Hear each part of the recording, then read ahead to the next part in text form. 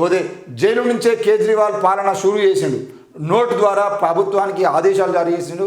మరి నీటికి సంబంధించిన మురుగునీటికి సంబంధించిన విషయంలో తీసుకోవాల్సిన చర్యలకు సంబంధించి మరి నిన్న జైలు నుంచి అరవింద్ కేజ్రీవాల్ ముఖ్యమంత్రిగా ఆదేశాలు జారీ చేసిండు. దాన్ని స్వీకరించినటువంటి మినిస్టర్ దానికి సంబంధించినటువంటి పూర్తి పనిని ముందు తీసుకుపోతున్నటువంటి పరిస్థితి మనం చూస్తున్నాం. అయితే ఇదే విషయంలో జార్ఖండ్ సీఎం సోరెన్ను చూసి నేర్చుకోండి అని చెప్పేసి కేంద్ర మంత్రి గిరిరాజ్ సింగ్ అంటాడు. అంటే ఏంది అన్నట్టు, నువ్వు ముఖ్యమంత్రి పదవికి రాజీనామా చేసి కొత్తోనికి ముఖ్యమంత్రి ఇచ్చి నువ్వు ఇక జైలునే బతుకుపోయి నీ బతుకంతా జైలుకే పోతుంది. ఆ జార్ఖండ్ సీఎం నువ్వు కవిత ఇంకా అవసరమైతే రానున్న రోజుల్లో ఎక్కడైతే మా బీజేపీకి వ్యతిరేకంగా ఉన్నటువంటి రాష్ట్రాలు ఉన్నాయో ఆ రాష్ట్రాల్లో ఉన్న వాళ్ళందరినీ అరెస్ట్ చేసుకుంటూ వస్తాం, అరెస్ట్ చేసుకుంటూ వచ్చి మేమే అధికారంలోకి వచ్చేయడానికి ప్రయత్నం చేస్తామని చెప్పేసి వాళ్ళు ప్రయత్నం చేస్తున్నారు. అందుకే ఇప్పుడు ఏమంటాడు, సోరెన్ను చూసి నేర్చుకుని అంటే ఏం చేయమంటావు? సోరెన్ను చూసి రాజకీయంలో రాజీనామా చేసి ఆయన జైల్లో ఉంటావా? ఇక శివశక్తికి ఏఐయు ఆమోదం. చంద్రయాన్-3 ల్యాండింగ్ ప్రదేశానికి ప్రధాని ప్రకటన చేసిన 7 నెలల తర్వాత చంద్రయాన్-3 ల్యాండింగ్ ప్రదేశానికి అనుమతి వచ్చింది. మన మొత్తానికైతే ఏఐయు శివశక్తి అనే పేరుతో ఉన్నటువంటి దానికి ఓకే చెప్పారు. ఈ ఎండలు మరింత తీవ్రం, రానున్న 4-5 రోజుల్లో ఇంకా ఎక్కువగా ఉండే అవకాశాలు ఉంటాయి. 2-3 డిగ్రీలు హైక్ వాతావరణ శాఖ. ఇక Prabhakar Rao A1 phone tapping కేసులో ఇంటెలిజెన్స్ మాజీ చీఫ్ మొత్తం 8 మందితో ఎఫ్ఐఆర్ నమోదు. A1 ఎవరు? ఇన్ని రోజుల పాటు ప్రణీత్ రావును ఇబ్బంది పెట్టి, ప్రణీత్ రావును టార్చర్ పెట్టి, ప్రణీత్ రావు ఒక్కరినే మొత్తం వార్తల్లో చూపించి ప్రణీత్ రావు అని చెప్పారు. ప్రణీత్ రావు జీవితాన్ని సర్వనాశనం చేసారు వీళ్ళందరూ కలిసి. A1 ఈరోజు ప్రభాకర్ రావు అని చెప్తున్నాడు. A1 ప్రభాకర్ రావు ఎట్లయితాడు? నేను గత వారం రోజులను మొత్తుకుంటున్నటువంటి విషయం ఇదే, ఈరోజు కూడా చెప్పాల్సిన విషయం ఇదే.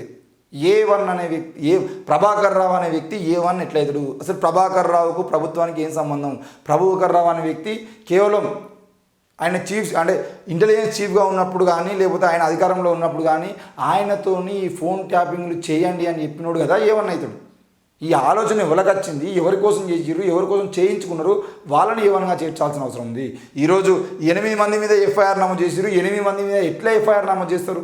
ఈరోజు ప్రభాకర్ రావు అనే వ్యక్తి విచారణ చేసి ప్రభాకర్ రావును విచారణ చేసిన అనంతరం ఈ ప్రభాకర్ రావు అనే వ్యక్తి ఎవరు చెప్పేది ఉంటే ఈరోజు సీసీ కెమెరాలు కానీ లేదంటే ఫోన్ ట్యాపింగ్ కానీ వీటన్నిటిని ఆ చుట్టుపక్కల 2 కిలోమీటర్ల 2 కిలోమీటర్ల దూరంలో ఉన్నటువంటి రేవంత్ రెడ్డి ఇంటికి దగ్గరలో ఆయన రూమ్ తీసుకొని 2 కిలోమీటర్ల దూరంలో ఉన్నటువంటి అన్ని ఫోన్లను అన్ని సీసీ కెమెరాలను వాళ్ళ చేతిలోకి తీసుకొని ఎవరు వస్తున్నారు, ఎవరు పోతున్నారు, ఎవరెవరిని కలుస్తున్నారు, ఏం మాట్లాడుకుంటున్నారు అనే విషయాలన్నీ తీయమని చెప్పినోడు ఓడు ఆయన బయట తీసుకురావాల్సిన అవసరం ఈరోజు పోలీసుల మీద ఉంటుంది.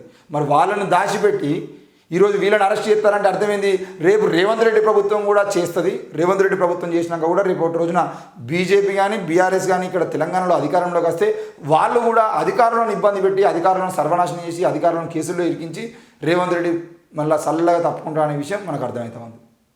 ఈ విషయాన్ని కూడా అర్థం చేసుకోవాలి. ఏంది ఫోన్ ట్యాపింగ్ కేసులో ఇంటెలిజెన్స్ మాజీ చీఫ్ ప్రభాకర్ రావు A1 మరి విదేశాల్లో ఉన్నటువంటి ప్రభాకర్ రావు, రాధాకిషన్ రావు, శ్రావణ్ రావు లుకౌట్ నోటీసులు జారీ చేసిన స్టేట్ పోలీసులు. భుజంగరావు తిరుపతన్న కూడా రిమాండ్. ట్యాపింగ్ మొత్తం ఓ ప్రైవేటు టీవీ ఛానల్ ఆఫీస్ నుంచే జరిగింది. కాంగ్రెస్ సర్కారు ఏర్పడబోతున్నదని తెలియడంతో ఆధారాలు ధ్వంసం చేసిరు. వాటిని సేకరించిన అధికారులు డేటా డిటెక్టివ్పై కసరత్తు.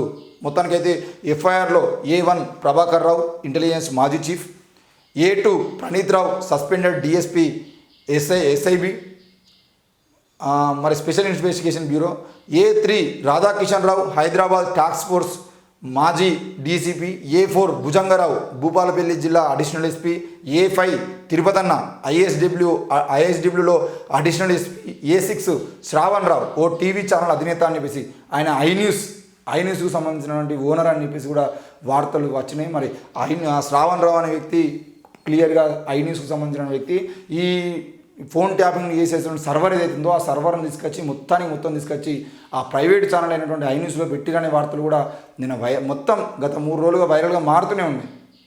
వీళ్ళ రూల్స్ ప్రకారంగా వాళ్ళ పేరు రాయద్దు కాబట్టి చెప్తలేరు, కానీ పూర్తి స్థాయిలో శ్రావణ్ రావు అనే వ్యక్తి కనబడతలేడు. ఎందుకు తప్పించుకొని తిరుగుతున్నాడు? ఈరోజు ప్రభాకర్ రావు ఎందుకు విదేశాలకు వెళ్ళిపోయిండు? ఇవన్నీ చూసి మనం అర్థం చేసుకోవాల్సిన అవసరం ఉంది.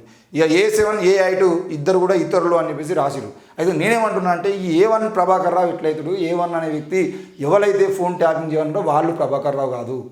ప్రభాకర్ రావు A2 అవుతాడు, అవసరమైతే A3 అవుతాడు. ఇందులో కేసీఆర్ ఉన్నాడా, కేటీఆర్ ఉన్నాడా, హరీష్ రావు ఉన్నాడా, కవిత ఉన్నదా, లేదంటే సంతోష్ రావు ఉన్నాడా, ఇంకెవరు ఉన్నారా, వాళ్ళందరినీ తీసి బయటపెట్టి ఆ ఎర్రబెల్లి దయాకర్ రావు ఉన్నాడా? ఎందుకు ఎర్రబెల్లి దయాకర్ రావు పేరు నినాకమన్న పేపర్లోనూ హైలైట్ అయింది.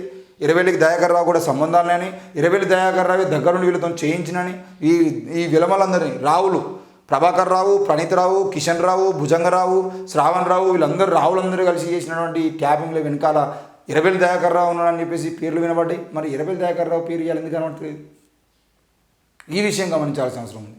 మనం వార్తలు ప్రతిరోజు వింటున్నటువంటి జనాలు ఈ విషయాలు దృష్టిలో పెట్టుకొని ఏం జరుగుతుంది తెలంగాణ రాష్ట్రంలో అనేది అర్థం చేసుకోవాల్సిన అవసరం ఉంది. ఇకపోతే సంచలనం సృష్టించిన ఫోన్ ట్యాపింగ్ కేసులో ఇంటెలిజెన్స్ మాజీ చీఫ్ ప్రభాకర్ రావును పోలీసులు A1గా చేర్చారు. స్పెషల్ ఇంటెలిజెన్స్ బ్యూరోలో DSPగా పనిచేసి ఇటీవలే సస్పెన్షన్కు గురైన ప్రణీత్ రావును A2గా, SIBలో అదనపు ఎస్పీగా పనిచేసిన రాధాకిషన్ రావును A3గా, భుజంగరావును A4గా, తిరుపతనను A5, A6గా, శ్రావణ్ రావు A7, A8గా మరో ఇద్దరిని చేరుస్తూ పంజాగుట్ట పోలీసులు FIR రూపొందించారు. ఫోన్ ట్యాపింగ్ కేసు విషయంలో ప్రణీత్ రావును కస్టడీకి తీసుకునే సమయానికే ప్రభాకర్ రావు అమెరికా వెళ్ళిపోయారు. తాజాగా ఆయనకు స్టేట్ పోలీసులు లుకౌట్ నోటీసులు జారీ చేశారు. 6 నెలల టూరిస్టు వీసా పైన ఆయన అక్కడికి వెళ్ళగా వీసా గడువు ముగిసిన తర్వాత పొడిగింపునకు అవకాశం లేకుండా చర్యలు చేపట్టారు.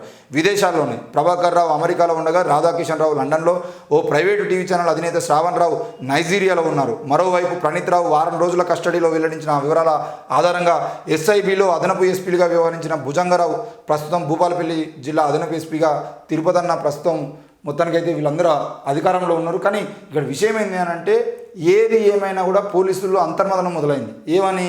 ఫోన్ ట్యాపింగ్ ఉచ్చులో పడతామనే భయం ఒకటి ఉంది. ప్రణీత్ రావు ఎపిసోడ్తో మొదలైన గుబులు, మోయినాబాద్లో ఫామ్ హౌస్ కేసుకు లింకు, వివిధ స్థాయిల్లోనూ పోలీసు ఆఫీసర్లలో ఆందోళన పడతారు. పోలీసులు ఎందుకు ఆందోళన పడరు? చేయించేదేమో అధికార పార్టీ నాయకులు, చేసేదేమో పోలీస్ అధికారులు. చేసిన పోలీస్ అధికారులను కేసుల్లో ఇరికిస్తుంది రేవంత్ రెడ్డి ప్రభుత్వం. కానీ చేయించమన్నాడు కూడా వాని మాత్రం కేసులలో ఇరికించదు. ఇంత అన్యాయం ఇది. దయచేసి ఇప్పటికైనా అసలు ఎవరు చేయించారు ఈ ఫోన్ ట్యాపింగ్ అంతా, ఎవరు చేయించారు అనేది ప్రజలకు చెప్పాల్సిన అవసరం ఉంది. ప్రజలకు మీరు చెప్పకుండా మీరు మభ్యపెట్టి కేసీఆర్ను కాపాడి కేటీఆర్ను కాపాడే ప్రయత్నం చేస్తే మాత్రం ఎట్టి పరిస్థితుల్లో ఊరుకునేది లేదు. ఆ విషయాన్ని కూడా ప్రజలకు మీరు చెప్పాల్సిన అవసరం ఉంది. A1 ప్రభాకర్ రావు ఎట్లయిండు, వాళ్ళతో చేయించినటువంటి వ్యక్తి ఎవడు అనే విషయాన్ని చెప్పాలి.